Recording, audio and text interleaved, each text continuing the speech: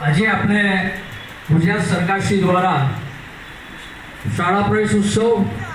અને કન્યા કેળવણી આખા ગુજરાતની અંદર ઉજવી રહ્યા છીએ, ત્યારે આજે પાટણ જિલ્લાના સરસ્વતી તાલુકાના મેલુસણ ગામે જિલ્લા પુરવઠા અધિકારી તરીકે મારી જે ફરજ સરકારશ્રીએ સોંપેલી છે